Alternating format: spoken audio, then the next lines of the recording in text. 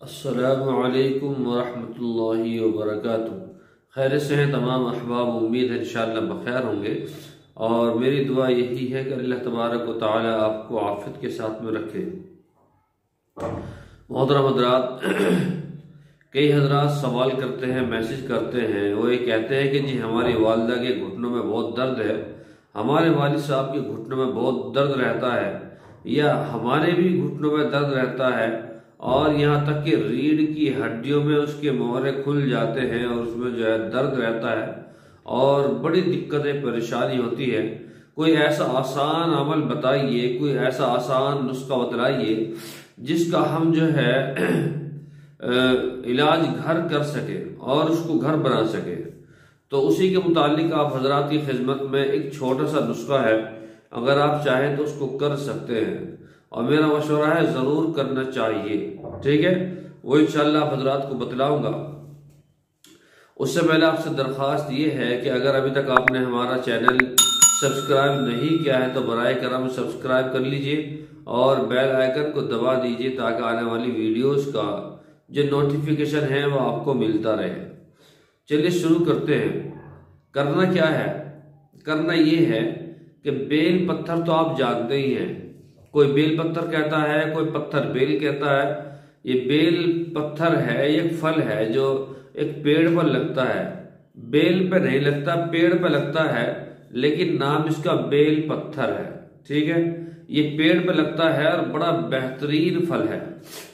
बाद हजरात इसको जो है पेड़ पे पका हुआ खाते हैं, बाद हजरात इसको जब इसकी पकने का वक्त आता है तो इसको तोड़ लेते हैं, और अगर ये कच्चा होता है तो फिर इसको पाल लगाते हैं और उसके बाद में इसको पकाते हैं गरमाई से, फिर इसको खाते हैं।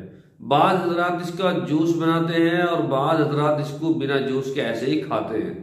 आप इसको किसी भी तरीके से खाइए, ये बहुत ही शानदार है और इसमें कई चीज़ों का ये जो है इससे फायदे होते हैं। आम चीज़ों में जो इस्तेमाल होता है वो ये है कि अगर आपके पेट में गर्मी है और आपको जो है दस्त लग गए हैं, पेट में गड़बड़ है, तो आप बेल पत्थर का इस्तेमाल करें, बेल पत्थर के जूस का इस्तेमाल करें। ये पेट को गर्मियों में ठंडा रखता है और बड़ा जो है माशाल्लाह पेट को सही रखता है। इसमें बहुत सारी खूबियां हैं। अगर किसी पेट में गर्मी है ना तो उसको पिला दें, मैं कह रहा हूँ पेट को बिल्कुल सही नॉर्मल कर देता है, बहुत सारी चीजें। लेकिन आज का जो हमारा टॉपिक है वो ये है कि पेट कि दर्द कैसा खत्म हो, घुटनों का दर्द कैसा खत्म हो, रीढ़ की हड्डियों का दर्द कैसा खत्म हो, जोड़ों का दर्द कैसा खत्म हो, उसके लिए हमें बतलाना है कि भाई इसका कैसे इस्तेमाल करना है।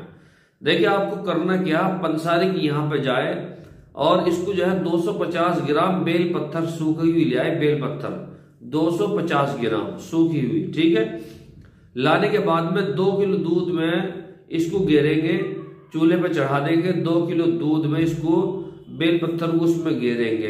ठीक है, तोड़ तोड़ के गेरने के बाद में ये पाउडर मिल जाए तो पाउडर और बढ़िया है, लेकिन अगर पाउडर नहीं मिलता है, ऐसे मिलता है, तो फिर इसको जो है पाव भर 250 ग्राम इसको ले आए, दूध में पकाए और पकते पकते दूध जो है यानी कि खीर सी बन जाए, बिल्कुल खीर बन जाए तो इसको उतार कर रख ले, ठंडी कर ले और जो है फ्रिज में, किसी फ्रिज वगैरह में रख दे इसको। ठीक है, ताकि ये खराब ना हो। अब रात को सोते वक्त जो है इसमें से आप जो है 1 चम्मच 2 चम्मच ये खाएं। मैं ये कह रहा हूं रीढ़ की हड्डियों में जो उसकी मोहरे टाइट हो जाते हैं ना, वो भी उसको नॉर्मल कर देता है। घुटनों के दर्द के लिए बहुत ही शानदार चीज है, घुटनों के जोड़ों के दर्द के लिए ये बहुत ही शानदार चीज है। और कितने लोगों को जैसे मैंने बताया उन्होंने रिजल्ट इसका ये बताया कि ये बहुत ही बढ़िया है कि जी दोनों चीज में फायदा करता है। अगर गर्मी है तो उसमें पेट को भी फायदा करता है, और अगर गर्मी नहीं है, सर्दी है, तो घुटनों में दर्द है ना उसको भी बढ़िया करता है, घुटनों के दर्द को जो है बिल्कुल जाहिर कर देता है। तो इस तरह का ये नुस्खा बिल्कुल आसान नुस्खा है, आप इसको इस्तेमाल करें, इंशाल्लाह बहुत ही फायदा होगा। ठीक है, कल इंशाल्लाह फिर मुलाकात होगी। अस्सलामु अलैकुम वरहमतुल्लाहि वबरकातुहू।